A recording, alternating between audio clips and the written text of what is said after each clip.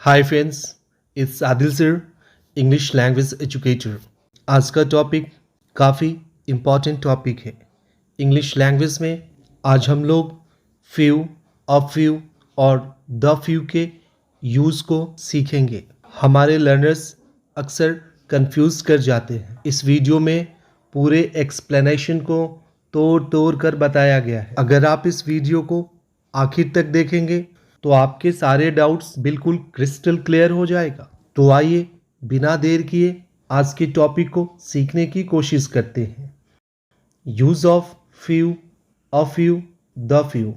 Used for countable noun. Few कुछ, ना के बराबर। अ फ्यू कुछ, थोड़ा। द फ्यू जो कुछ थोड़ा। फ्यू के साथ हमेशा प्लूरल काउंटेबल नाउन का यूज होता है। याद रखें, फ्यू के साथ हमेशा प्लूरल काउंटेबल नाउन का यूज होता है। आइए एक एक कर few, a few, the few का ऑपरेशन कर देते हैं। तो हमारा पहला टॉपिक है यूज ऑफ फ्यू। थोड़ा, ना के बराबर या नेगेटिव मीनिंग रखता है। एग्जाम्पल, मेरे पास कुछ दोस्त हैं। I have few friends. ना के बराबर मतलब मेरे पास दोस्त ना के बराबर है। नेक्स्ट एग्जाम्पल, उसने कुछ किताबें पढ़ी है। He has red few books मतलब ना के बराबर कोई बुक पढ़ी है। याद रखें, फ्यू के बाद हमेशा प्लूरल काउंटेबल नाउन का यूज होता है। क्लास में कुछ विद्यार्थी थे। There were few students in the class. ना के बराबर मतलब लगभग नहीं ही समझा जाए। नेक्स्ट एग्जाम्पल, मेरे कुछ दुश्मन हैं। आई हैव फ्यू एनिमीज लगभग ना के बराबर। मेरे बगीचे में कुछ फूल है। There are few flowers in my garden. उसे फेसबुक पर कुछ दोस्त है लगभग ना के बराबर। He has few friends on Facebook. उम्मीद करते हैं फ्यू के इस कॉन्सेप्ट को आप समझ गए होंगे। आइए अब हम अ फ्यू के यूज़ को समझने की कोशिश करते हैं। Use of a few. थोड़ा, थोड़ा सा, कुछ, नॉट मैनी या पॉजिटिव मीनिंग रखता है। एग्जाम्पल, मुझे कुछ दोस्त हैं। I have a few friends. हम इसकी जगह पर सम का यूज़ कर सकते हैं। मैंने इंग्लिश की कुछ किताबें पढ़ी हैं। I have read a few books of English. Next example, मेरे शिक्षक ने मुझसे कुछ सवाल पूछे। My teacher asked me a few questions.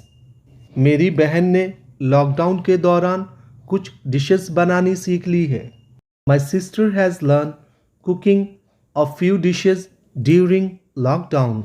आपको अंग्रेजी सीखने में कुछ महीने लगेंगे।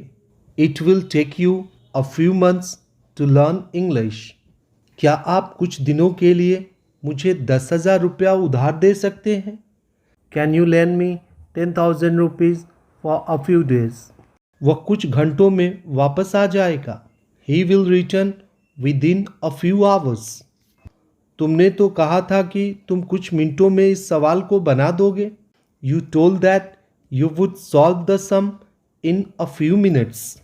याद रखें, सम इट मीन्स सवाल और फ्यू के बाद या अ फ्यू या द फ्यू के बाद हम हमेशा प्लूरल काउंटेबल नाउन का यूज करते हैं।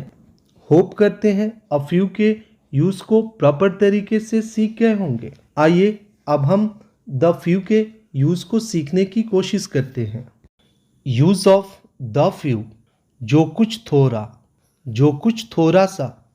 याद रखें, फ्यू को काउंटेबल नाउन के लिए यूज किया जाता है और इसके बाद हमेशा प्लूरल काउंटेबल नाउन का यूज होता है। एग्जाम्पल, जो थोड़े दोस्त थे मुझे छोड़ चुके हैं। The few friends I had have left me. जो कुछ थोड़ा सा कपड़े मेरे पास थे मैंने अपने भाई को दे दिया। The few dresses I had gift to my brother. जो कुछ थोड़े से उसके रिश्तेदार थे सबने उसका साथ मुसीबत में छोड़ दिया।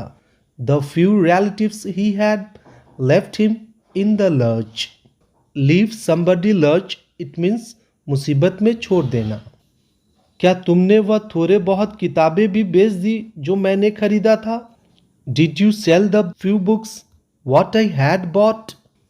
याद रखें, पास्ट के पास्ट एक्शन को पास्ट परफेक्ट टेंस से बनता है हैड प्लस V3।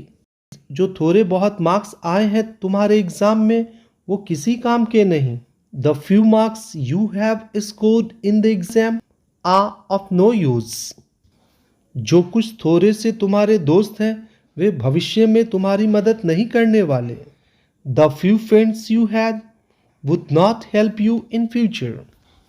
होप करते हैं ये वीडियो आपके लिए काफ़ी फ्रूटफुल होगा।